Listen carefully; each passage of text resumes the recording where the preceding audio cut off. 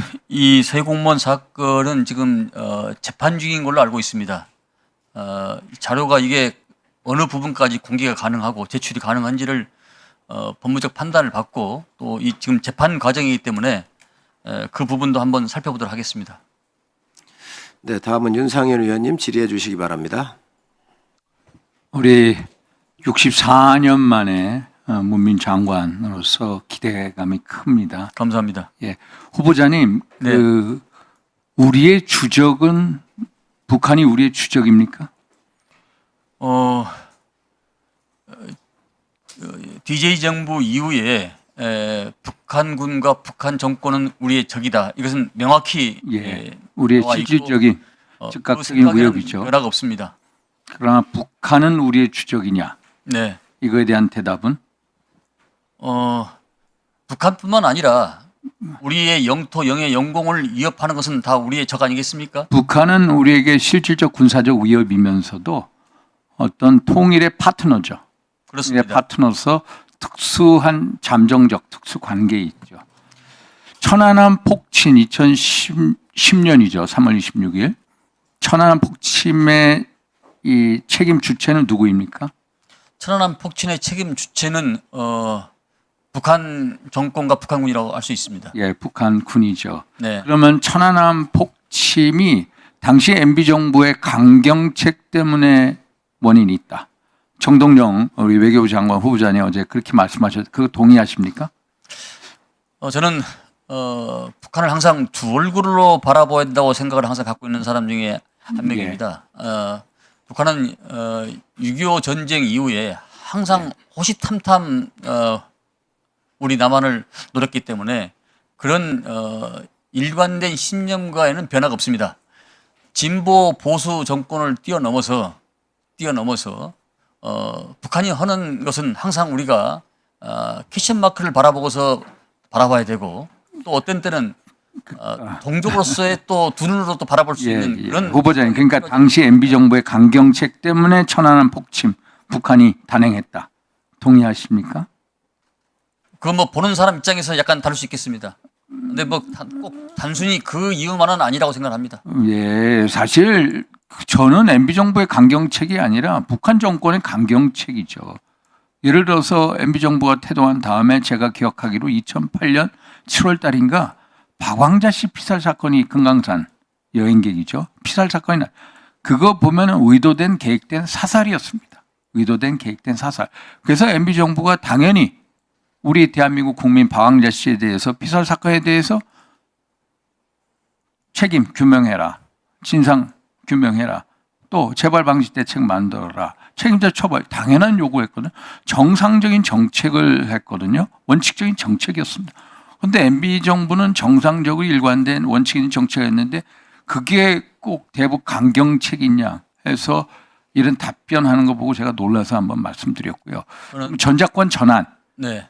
어느 정도 기간을 보십니까? 조금 전에 5년 내로 하신다는 거죠. 전작권 전환은 먼저 이재명 정부 이내에 전환을 목표로 한 것을 목표로 하는 거죠. 그게 어떤 시간적 개념이 아니라 조건적 개념 아닙니까? 그렇습니다. 전작권 전환의 조건이라는 게 어떤 게 있습니까? 북핵 미사일 대응 능력 확보, 그러니까 이건 조건이고요. 예, 연합 방위 태세 능력, 네. 예를 안보 환경 이런 게 있어야 되지 않습니까? 그렇습니다. 그런 조건에 기반한 만약에 전작권 전환을 받으면 우리의 군사비가 어느 정도 증폭되리라고 보십니까, 후보자님? 뭐 연구 결과에 따라서 약간 상이한 차이는 있을 수 있지만 21조 정도를 판단하고 있습니다. 뭐 C4I나 예를 들어서 정찰 감시 뭐 등등등해서 21조, 27조다. 저는 제가 계획하고 제 생각에는 전작권 전환은 그냥 전작권 전환 끝나지 않는다. 주한미군 감축도 하고 같이 어울려진다. 그렇게 되면은 우리가 담당해야 되는 군사비 증가가 21조, 27조가 아니라 100조 원을 넘어설 거다. 지금 국가 부채가 1,300조 아닙니까? 거의 1,276조죠. 그러면은 만약에 이런 어떤 군사비 지금 우리가 61조 쓰는데 군사 비용의 엄청난 증가를 이루어지고 그러면은 결국은 GDP 대비 우리 국가 부채가 50% 훨씬 넘을 거고 그러면 우리의 신용 등급에도 적지 않은 영향을 미칠 거고 그래서 이것을 어떤 이 단순 그런 숫자적 개념으로 또 자주적 개념으로 우리가 빨리 전작권을 가져야 된다 이런 게 아니라 실질적으로 군사 능력 확보가 중요하다. 동의하시죠? 네, 동의합니다. 예. 아, 그러면은 후보자님 전작권 전환을 위해서 우리가 자체적 핵무장이 필요하다. 동의하십니까? 제한적 핵무장입니다. 북한이 핵 우리 할 때까지 우리도 핵 무장을 하겠다. 저거는 이제 자체적 제한적 핵무장이라고 하는데 그게 필요하다고 보십니까? 우리 대한민국은 NPT 체제에 속해 있기 때문에 NPT 체제를 탈퇴 이탈하지 않는 한은 어떤 핵도 한반도에 핵을 가지고 오는 것은 쉬운 문제가 아니다. 그럼 그건 반대하시죠. 그러면 NPT 10조에 보면은 예를 들어서 국가 위기 상황, 국가 이익에 심대한 영향을 미칠 때는 우리가 탈퇴할 수가 있습니다. 만약에 전작권 전환이 이루어지고 주한미국 감축이 되고 엘브리지 국방부 정책 차관이 얘기한 대로 핵무장 해주겠다 이런 식이면은 전작권 전환을 가져올 때는 자체적 핵무장 해야 된다. 저는 이렇게 봅니다. 그러니까 의원님의 말씀은 대전제가 예, 우리가 통상과 무역으로 먹고 사는 나라인데 예. NPT를 탈퇴해서 우리 근데 스스로 그거는 대륙갱생하고 살 그게 능력과 역량이 만약 되면 NPT 탈퇴하더라도 NPT 탈퇴는 미국의 어떤 동의를 얻고 하는 거죠. 그래서 자체적 제한적 핵무장하자. 그러면 지금 북한이 배치된 ICBM이 몇 개라고 보십니까? 실전 배치된 게? 제가 알고는 있습니다만 공개적으로 말씀. 한 10여 개라고 알고 있습니다. 그러면은 ICBM을 가지고 있는데 미국을 때리는데 한 번 더 방위를 위해서 뉴욕이나 워싱턴을 희생 안 합니다. 그러면 만약에 북미 대화가 이루어지면은 핵 폐기가 아니라 핵 동결로 될 거고 핵 동결로 가면 북한은 사실상 핵 보유국이 됩니다. 핵 보유국이 되는 마당에 전작권 전환한다? 이건 있을 수 없다. 적어도 우리가 최소한의 조건을 갖추려면 우리도 미국 동의를 얻어서 자체적 제한적 핵무장을 할 정도가 돼야 전작권 논의를 우리가 완성시킬 수 있다. 저는 이렇게 생각하는 겁니다, 장관님.